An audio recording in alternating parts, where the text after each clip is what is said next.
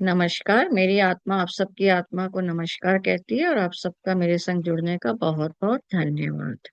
अब हम कर रहे हैं अध्याय 12, जिसमें हमने देखा कि निराकार और साकार रूप क्या है, जिसमें हमने देखा कि बिग बैंग थ्योरी का कि किस तरीके से निराकार में से ही हम साकार रूप निकले।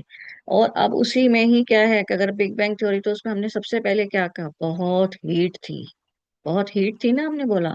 और उसी हीट से क्या हुआ, ब्लास्ट हुआ और अलग अलग स्टार्स बने, सन बना एंड सो ऑन, आगे आगे चलता गया। इसीलिए वेदों में ये वाला संगीत कह लीजिए मिलता है। सृष्टि से पहले सत नहीं था, सत भी नहीं, अंतरिक्ष भी नहीं था, आकाश भी नहीं था, छिपा था क्या, कहाँ किसने देखा था उस पल को, अगम अतल जल भी कहाँ था, सृष्टि का कौन है करता, करता है या अकर्ता, ऊंचे आकाश में रहता, सदा अध्यक्ष बना रहता, वही तो सचमुच में जानता, यह भी नहीं जानता है, किसी को नहीं पता है। वह हिरण्यगर्भ सृष्टि से पहले विद्यमान है, सारे भूत जात का स्वामी महान है, अस्तित्वमान धरती आसमान धारण कर, ऐसे किस देवता की उपासना करें हम। इस तरीके से ऐसे बहुत लंबा ऐसे करके एक गायन है, जो बहुत जनरल में गुरुकुल में तो मतलब जैसे हम लोग प्रार्थना सवेरे करते हैं स्कूलों में, उस तरीके से गुरुकुल में इसको सुबह कराया जाता था, ताकि ऑटोमेटिकली ही हमारे चित्त में ये बात बैठ जाए कि हम सब किस तरीके से निकलेगी, सृष्टि का कौन है करता, करता है या अकर्ता, मतलब वो साकार रूप है या निराकार रूप है। तो ये वाला बहुत फेमस है। तो ये पहले गायन किया जाता था। तो इसका मतलब हमने ये अब समझ ही लिया कि न्यूट्रॉन और प्रोटॉन जब मिले, तो उसके बाद हम पैदा हुए एंड ऑल। और हम पैदा हुए तो क्या हुआ, एक इलेक्ट्रॉन है जिसको दूर दिखाया जाता है, ये दोनों एक साथ हैं। तो ये क्या है, आपका मन, या इनको ब्रह्मा जी कहा जाता है, जो चीजें बनाई जा रहे हैं, बनाई जा रहे हैं, बनाई जा रहे हैं। और यहाँ पर न्यूट्रॉन कौन है, शिव जी, जो न्यूट्रल है, आइज बंद करके शांत से बैठे हुए हैं, देख रहे हैं। और प्रोटॉन कौन है, विष्णु जी। तो इस प्रकार से ही हमारे यहाँ, अगर हम नॉर्मल में भी देखें, तो हमारे यहाँ जो एटम्स, इसी को अणु कहा जाता है और एटम भी कहा जाता है। तो हम सब भी हर छोटे छोटे एटम से बने हुए हैं। तो हम सब भी क्या है, हमारे अंदर क्या बोला जाता है, मल्टीविटामिन्स।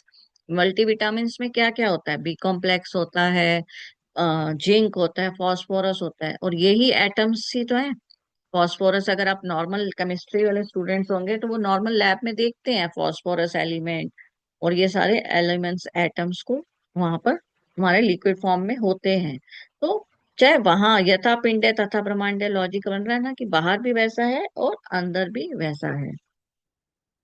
तो उसी का निराकार रूप क्या है, ये बिग बैंग थ्योरी, जो आपको सबसे पहले, जो प्राचीन मतलब जो सबसे पहले दी गई थी, अभी तो मैंने आपको लेटेस्ट वाली दिखाई थी, तो वहां पर इस तरीके से बताया हुआ था। तो ये आपके इस तरीके से धीरे धीरे धीरे क्या हो रहे हैं, डिफरेंट डिफरेंट एटम्स बनते जा रहे हैं, बनते जा रहे हैं, और इस तरीके से सृष्टि बनती जा रही है, स्टार्स बन रहे हैं, गैलेक्सीज बन रही हैं एंड सो ऑन।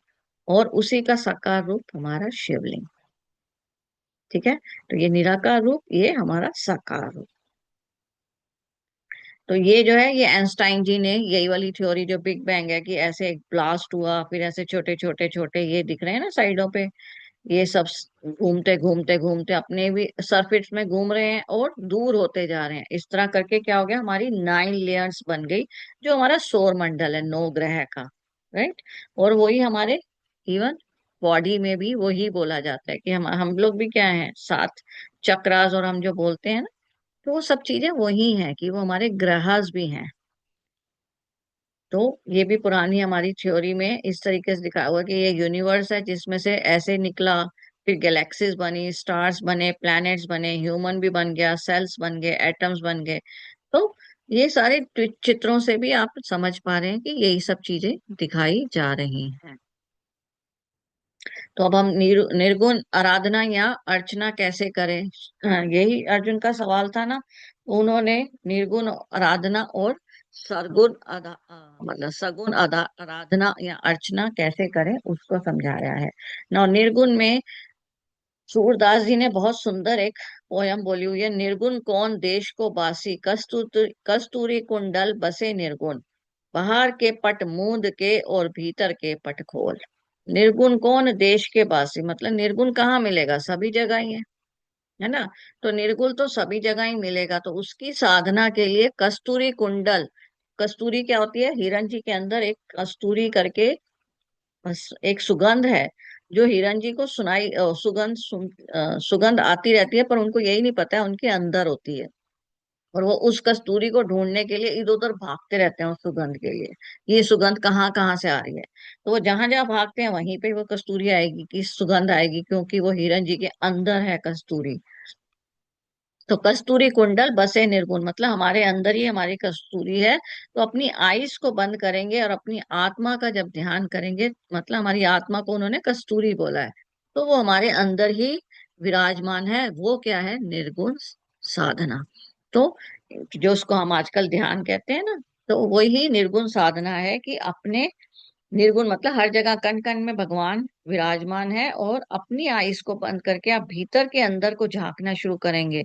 मतलब इस आसपास के इन्वायरमेंट से परे हटके, इस आसपास के इन्वायरमेंट के इंद्रियों से को काबू करके जब आप अपनी आंखें अंदर की ओर ले जाएंगे, तो वो ही आत्मा आपको कस्तूरी कुंडल बन जाएगा। बाहर के पटमूंद, आइस को बंद करना पड़ेगा ना, संसार की ओर से अपने आप को खींचना पड़ेगा, बाहरी वस्तुओं को से आपको हटना पड़ेगा, बाहरी वस्तुओं से।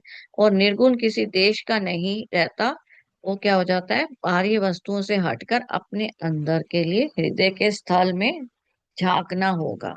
तो वो क्या है, निर्गुण मतलब ध्यान।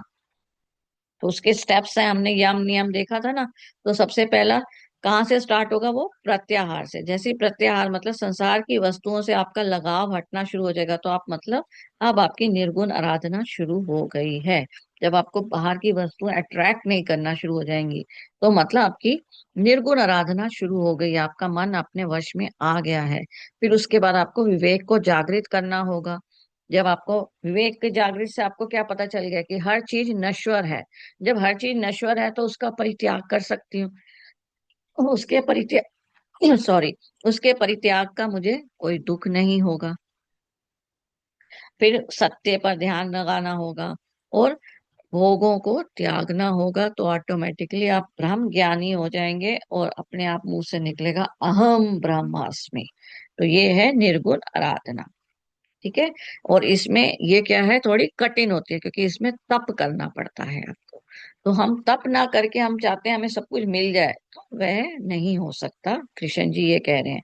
तो ऐसी बात नहीं है कि कई लोगों ने किया नहीं है, शंकराचार्य जी, अरविंदो, इन सब ने क्या किया, ये लोग निर्गुण आराधना से आगे बढ़ गए। तो निर्गुण आराधना एक किस्म की क्या है, जिसको हम बोल सकते हैं ना अद्वैतवाद, मतलब द्वैत में ना फंसना। राइट। तो ये है निर्गुण आराधना के वेस, जो कृष्ण जी ने समझाए हैं श्लोकों के थ्रू। फिर उसके बाद सगुण साकार रूप क्या है, तो सगुण साकार रूप में कृष्ण जी ने बोला कि शिव, जिसको हम किसके लिंग के रूप में पूजते हैं। लिंग का मतलब होता है चिन्ह। तो लिंग का एक चिन्ह, मतलब वो बिग बैंग क्या लगता है लिंग की तरह ही है ना।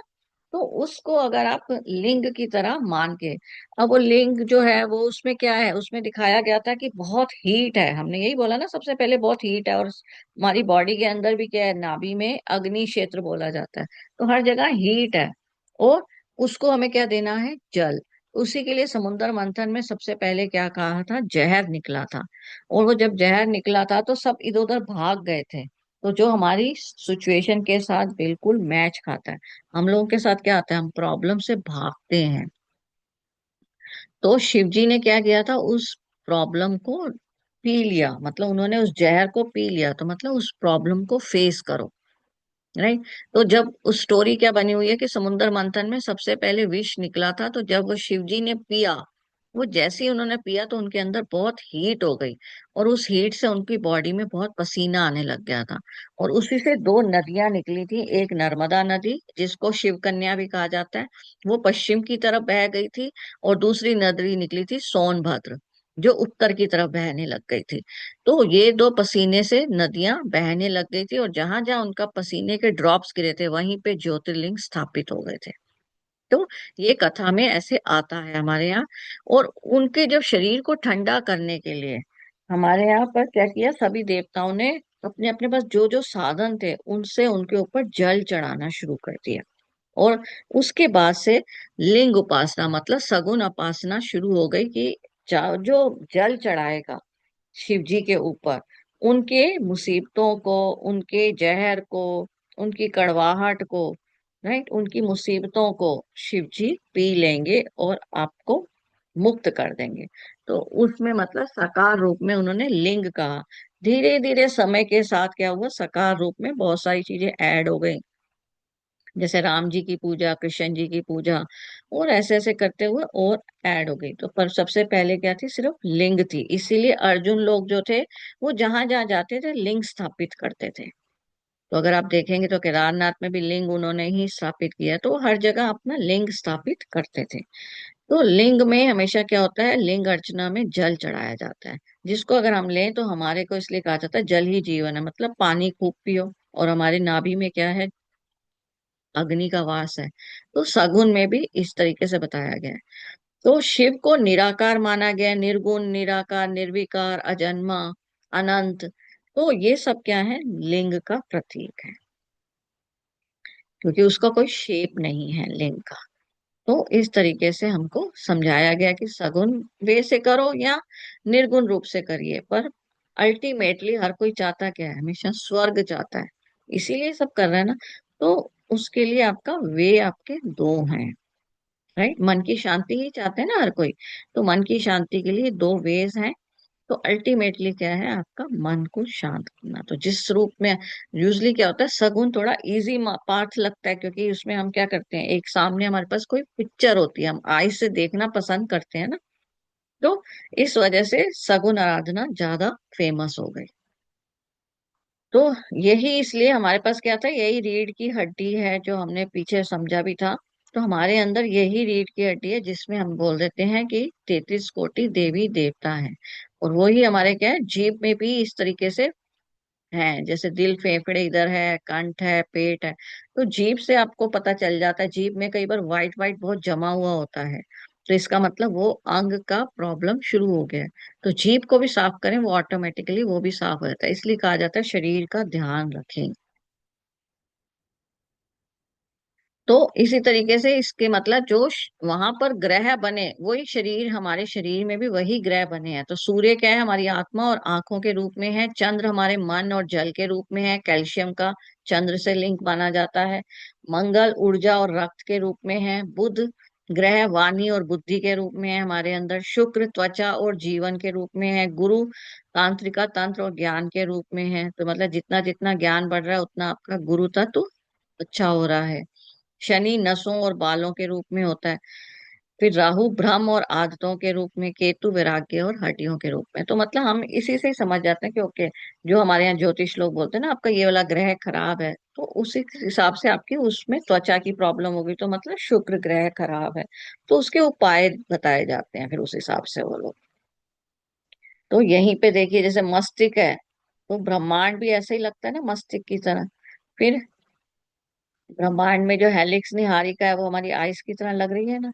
और वहां पर नेबुला, यही जब आप निकले थे, जिसमें मैंने बोला था ना क्वार्क्स, क्वार्क्स के बाद नेबुला करके है, वो निकला था। और नेबुला हमारे डीएनए की तरह लगता है।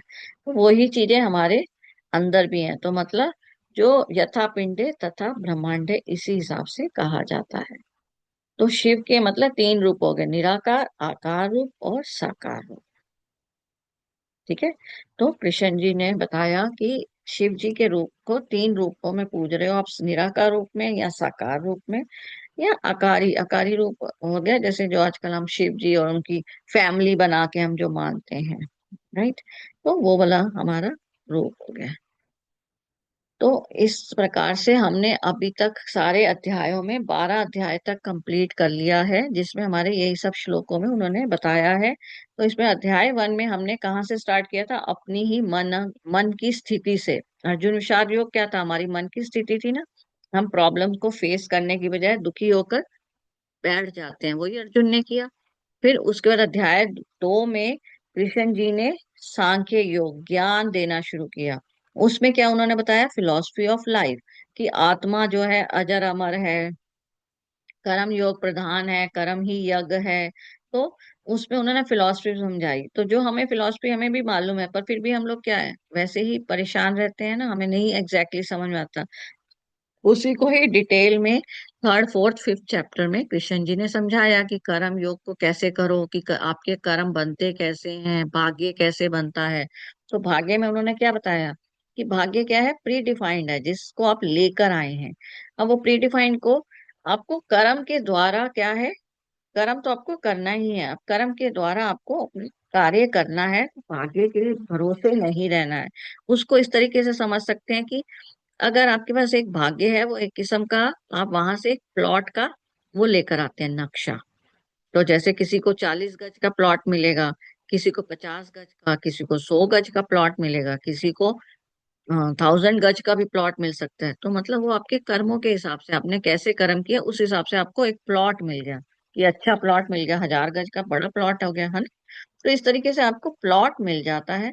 उसके ऊपर आप कर्म के द्वारा कैसा मकान बनाना चाहते हैं वो आपके ऊपर है। तो इसलिए भाग्य के पर मत रोइए, वो कहते हैं कर्म करिए। राइट। और वो कर्म करने के लिए आपको अपनी क्या है, बुद्धि और ज्ञान को बढ़ाना होगा। तो थर्ड फोर्थ फिफ्थ चैप्टर में उन्होंने वही सब समझाया हमको, कि अब आप अपने ज्ञान को बढ़ाएं ताकि आपको समझ में आए। और उससे ऑटोमेटिकली क्या होता है, इंद्रियों में नियम हो जाता है, आत्म संयम यूज हमारा बढ़ जाता है। राइट। तो 6वें और 7वें चैप्टर में उन्होंने यही बताया ना, कि सत्य क्या है, असत्य क्या है, और परम सत्य क्या है। फिर ब्रह्म क्या है, तो हमें बिग बैंग थ्योरी उन्होंने बताई। राइट। और उन्होंने हमको बिग बैंग थ्योरी समझाई कि कैसे हमारा ब्रह्मांड बना, और कैसे वही चीज हम लिंग के रूप में पूजा कर रहे हैं, जिसको हमें अब 12वें चैप्टर में भी उन्होंने समझा दिया। तो इसी को धीरे धीरे उन्होंने क्या किया, हमको लॉजिक समझाना शुरू किया। और फिर 9वें 10वें 11वें में उन्होंने हमें विश्व रूप दर्शन ही दे दिया, कि हमको लॉजिक ही समझा दिया पूरा, कि आपका किस तरीके से आप अपने अंदर की मैल को सत्यता की ओर बढ़ाते जाएंगे, आप ऑटोमेटिकली आत्मदर्शन हो जाएंगे। किस प्रकार से आप ध्यान करें, उनको ध्यान योग भी कराया ना उन्होंने उसमें, कि ध्यान कैसे करें। तो ध्यान के नियम बताए उन्होंने। राइट। तो उन्होंने हर चीज को धीरे धीरे एक्सप्लेन किया। तो उस तरीके से उन्होंने 12 चैप्टर्स तक हमको ये सब कुछ बता दिया, कि कर्म करना है, और कर्म में हमें क्या ध्यान रखना है, कि हमारा कर्म जो है किसी मोह के वश में नहीं हो, जिसको उन्होंने बोला निष्काम भाव। राइट। तो हमें मतलब सिर्फ 3 चीजें, अगर लॉजिकली चलें तो हमको ये देखना है कि हमारे विचार जो हैं वो भी कर्म है, हमारा मन से कर्म बनता है, और हमारे तन से कर्म बनता है। अब तन के कर्म और जो विचार के कर्म है, उनको शुद्ध करना ही है। और हमको क्या ध्यान रखना है, तीसरा हमारी इंटेंशन क्या है। तो जो भी आप कर्म कर रहे हैं, कभी कभी हो सकता है आपको क्रोध ही करना पड़े, पर उस क्रोध के पीछे इंटेंशन क्या है, उस हर कार्य के पीछे की इंटेंशन जो है, उन्होंने मेन हमको जो समझाया है, कि हर कार्य के पीछे अपनी इंटेंशन देखो। हमारी यूजली इंटेंशन क्या होती है, लेट इट बी, एग्जांपल हम लेते हैं, एक भीड़ है, सपोज कोई चीज लेने के लिए भीड़ लगी हुई है। तो कुछ लोग भीड़ का उल्लंघन करके आगे बढ़ते रहते हैं ना, मेरी तबीयत खराब है बेटा, मुझे जरा जल्दी लेने दे।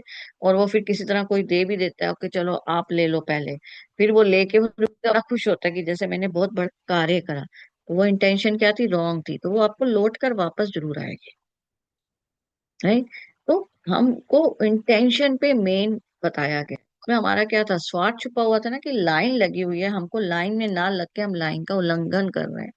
तो उन्होंने यही बोला कि जिसकी जब बारी आती है, उसको उस रूप से अपने आप ही उसका फल मिल जाता है। तो ये चीज उन्होंने हमको समझाई। तो यहीं पे हमारा 12वां चैप्टर कंप्लीट होता है। तो अब कल से हम 13वां चैप्टर स्टार्ट करेंगे। बहुत बहुत धन्यवाद।